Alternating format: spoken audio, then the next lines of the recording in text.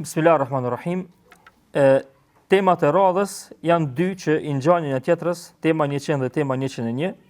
Lutja e udhëtarit për njerëzit kur shkon dhe lutja e njerëzve për udhëtarin kur ta përcjellin.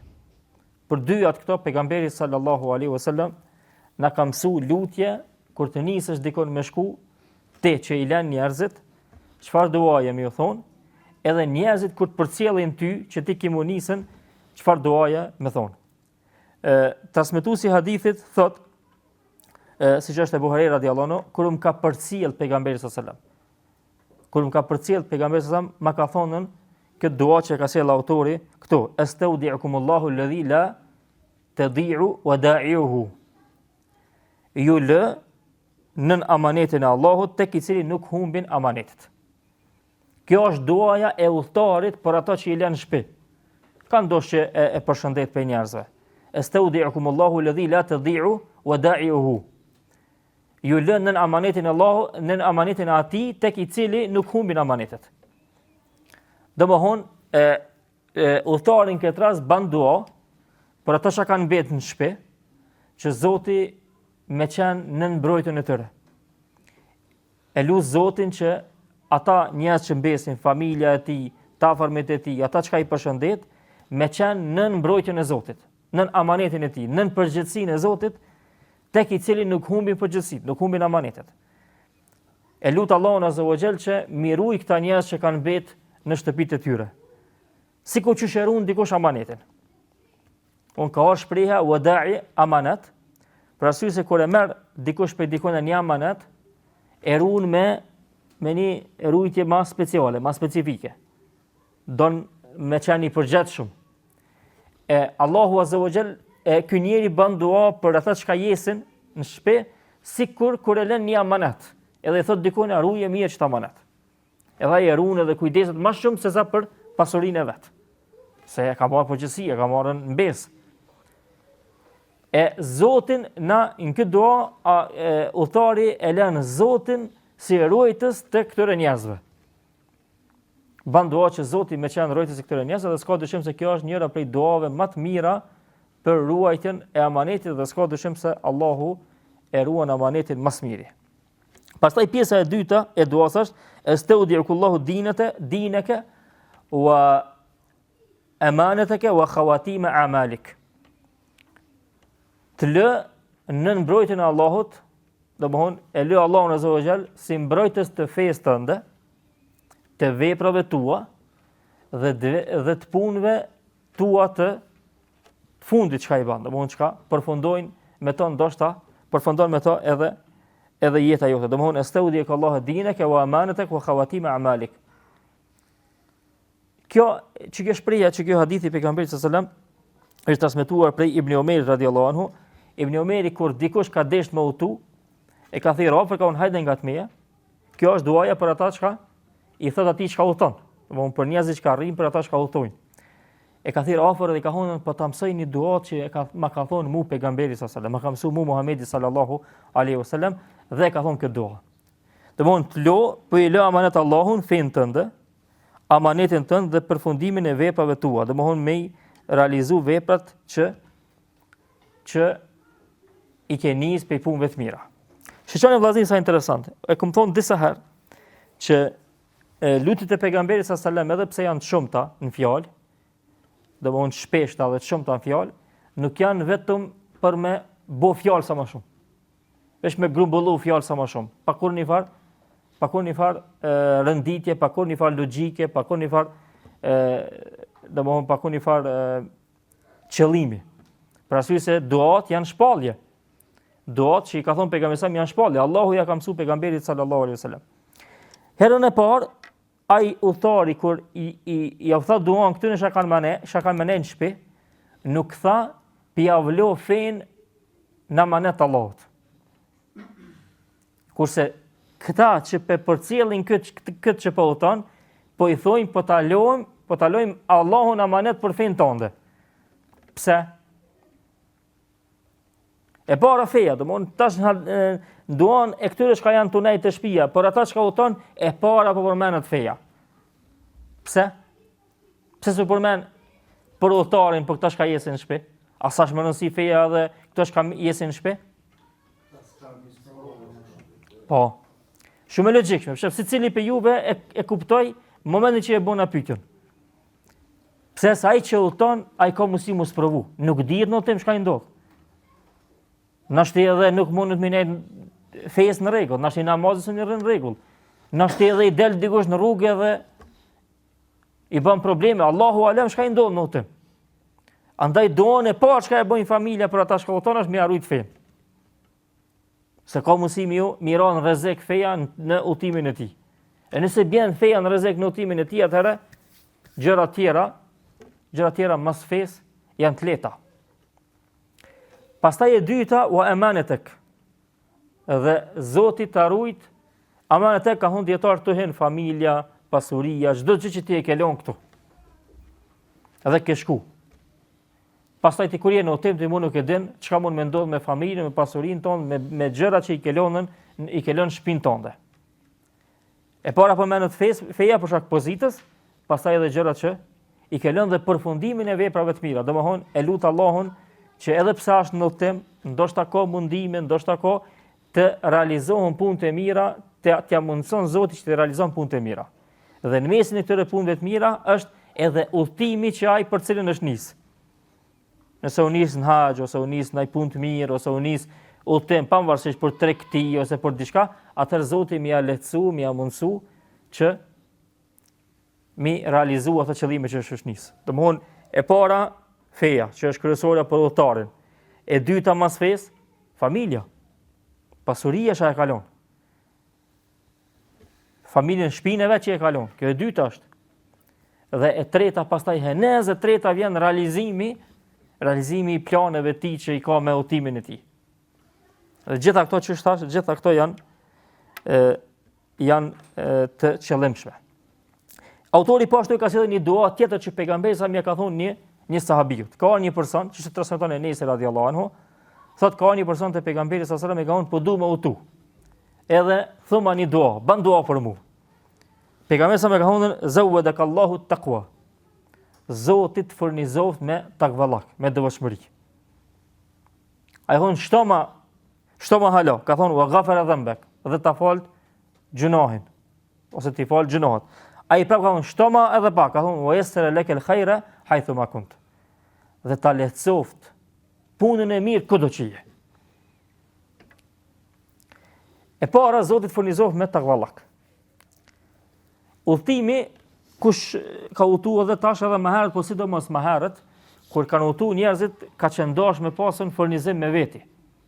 Me marr buk, ujë, se nuk ka pas rrugës vende monal me hongër buk, me marr ujë, është ngarku dhe çtina i thonë zat. Çtina i thonë zat arabisht. Furnizimi në udhtim. Pejgamberi sa po i thot ti personi, masi ka ardhur po kërkon dua për pejgamberin sallallahu alajhi wasallam, po i thot furnizimi më i rëndësishëm për ty në udhtim është takvallaki. Frika ndaj Zotit. Ti na shti menon që du të më përgatite me tisha me ata, po. A mu çështja elementare që ti dush me bu dua për veti është në udhtim Zoti me trujt me takvallak. Edhe kjo është shumë e rëndësishme vllazni. Për arsye se në udhtim e kena cek edhe në dersën e kaluam. Në udhtim ka mundsi njëri për shkak natyrës së udhtimit, problemeve të udhtimit, rëndësisë që ka udhtimit, ka mundsi nuk mund të jetë vetit shumë gati. As me namaz, as nashti edhe me gjuhë, nashti nervozohet më shumë, fol gjëra më të këqija e kështu me radhë. E këtë gjitha këto ta largojnë takvallakin, devotshmërinë, frikën ndaj Zotit. Andaj pejgamberi sa më ka thënë këtij duan, masi i ka bëu pejgamberi sa e ka filluar me takvallak në udhtim. Pastaj u ghafara dhanbek dhe ti fal gjunat, për arsye se udhtimi, përmes udhtimit njerit ka mundësi më fal gjunat. Është një prej shansave që njëri të falën gjunat. Për shkak mundimeve që i ka, që ka thënë pejgamberi sallallahu alajhi wasallam, as-safaru qit'atu min al-'adhab. Udhtimi është pjesë e dënimit. Lodhet njëri, çish dush më udhtu, e ka një mundim dhe është shans më fal gjunat. Andaj pejgamberi sa ka bëu dua për këtë person, domthon tu falshin gjunat. Edhe ta lehtësoft Zoti të mirën kudo që je. Kjo dua shumë është më rëndësi. Dikush e ka të mirën para durëve ti s'mund me bo. para syve ti s'mon me bu.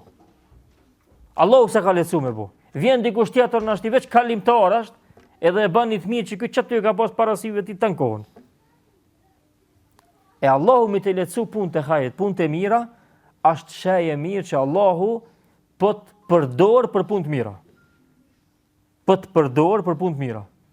E nëse Allahu e dënë robin e shtin, e përdor, e shtin me punu veprat mira.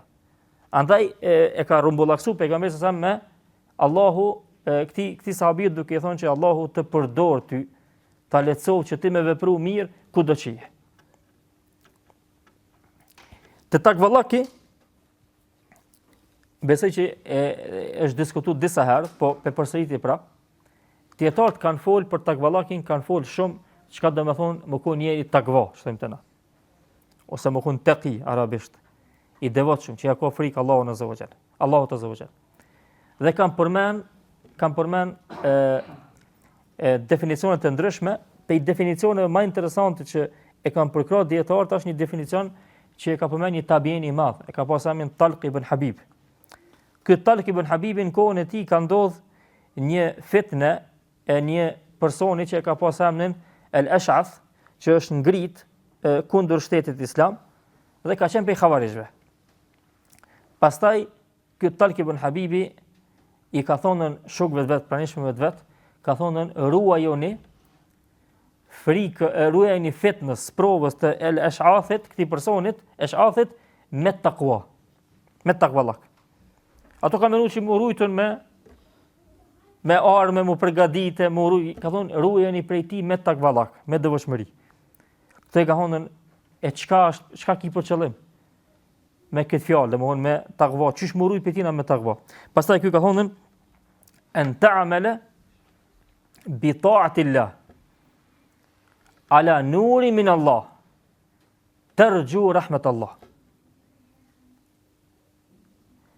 Të punosh me respekt, adhurim ndaj Zotit, duke u mbështet në dritën e Zotit, duke shpresu mëshirën e Zotit. Wa an tajtanib ma'asi Allah ala nuri min Allah takhafu iqab Allah. Dhe të largohesh nga gjunohet që i bëhen Zotit, me dritë nga Zoti, duke u friksuar nga dënimi i tij. Thot Imam Dhahabiu rahimahullah, thot definicion më të mirë për devotshmërinë se kjo nuk ka. Pse? Për arsye se me arrit, me synu adhurimin e Zotit, takva, me synu adhurimin e Zotit përmes kujna? Përmes dritës së Zotit. Këtu ka thonë Imam Dhahabiu hen dituria dhe pasimi i argumentit. Dituria dhe pasimi i argumentit. Nuk ka mundësi njëri më konën takva nëse s'ka dije hiç. Është ignorant, s'din kurrë. Ai që din, lexon, din dhe dija e tij është dobishme, ai më shumë ka mundësi me arrit grada të devotshmërisë. Takvallakit. Pastaj është pasimi. Pasimi i pejgamberit sallallahu alajhi wasallam, dhe kjo është drita e Allahut. Drita e Allahut është pejgamberi sallallahu alajhi wasallam që e ka thënë Allahu me na mësu neve çysh me gjet rrugën e takvallakit, e devotshmërisë. Edhe po çka e bëjmë këta o Zot, kët pasim, kët dije që e marrmi duke e shpresuar shpërblimin e Zotit, rahmetin, mëshirën e Zotit. Kjo është shpresa që muslimani i lidh veprat e tij me zemrën e tij. Dhe kjo është takvallaki. Ona tjetër, ona e kundërt që duhet me pas kujdes muslimani është që të largohesh gjëra që i ka ndaluar Allahu. Për shka o Zot? Çish më largu? Binuri min Allah. Me dritë pe Zotit. Domthon edhe për më largu prej harameve do më pas dije, do më pasu pejgamberin sallallahu alajhi wasallam. Sa ai po ashtu na ka mësuar dhe çish më largu prej harameve, pi punëve të këqija. Për këtë arsye pejgamberi sa ka thonë, unë jam ai njeri që më së miri juve ja tregoj gjërat që ju afrojnë te Allahu dhe gjërat që ju largojnë nga Allahu. Por drita e Zotit është e qartë. Pejgamberi sallallahu alajhi wasallam me veprat e tij, me fjalët e tij na ka mësuar të dion. Dhe për shka më largu për këtyre punëve të këqija o Zot, duke e marrë shembull pejgamberin sallallahu alajhi wasallam për arsye të frikës nga dënimi i Allahut.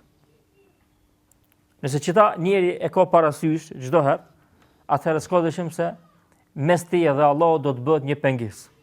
Për arsye se arabisht rrënia e fjalës takwa është me pas diçka pengesë. E sikur që ka thonë dietarët e ka marrë këtë shprehje edhe në shariat, Allahu e ka përmend në Kur'an, për arsye se robi përmes këtyre veprave mundohet me bëu një pengesë mes tij dhe zjarmit të xhenemit. Dhe për këtë arsye quhet, domthonë e ka marrë njëjtën shprehje. Pra edhe këtë dua pejgamberi sallallahu alajhi wasallam e ka përdor, e që është duaja e dytë për udhëtarin i cili udhëton. Zawwadak Allahu taqwa wa ghafara dhanbak wa yassara laka al-khayra haythu ma kunt. Është interesant dhe me këtë po e përmbyllim, Allahu azza wa jalla kur i përmend për edhe në haxh, ju e dini domosdoshmë që në haxh është e lejuar edhe tregtia, edhe furnizimi, kur është njëri në haxh, Allahu azza wa jalla e lejon dhe e përmend atë wa tazawwadu. Kur shkoni për haxh, furnizohuni. Udhimi i haxhit i ka ato vështirësitë e veta. Dhe furnizimi në haxh është i rëndësishëm. Megjithatë prapë Allahu e përmend wa tazawwadu fa inna khayra zadi taqwa. Prapë përmend thotë, furnizohuni, bani gati, po apet sa apet. Furnizimi më i mirë është frika ndaj Zotit. Nëse nuk ki frikë ndaj Zotit në udhtim ton, vendet kudo që je, nuk ka me pas dobi pavarësisht çysh furnizohesh me gjëra tjera. Sidomos në udhtim. Për arsye se në udhtim, në udhime të ndryshme, devijimi është më i lehtë, gjunohet janë më të lehta për arsye të rrethonave që të rrethon me to udhime. Alhamdulillahi rabbil alamin wa sallallahu ala nabina Muhammad.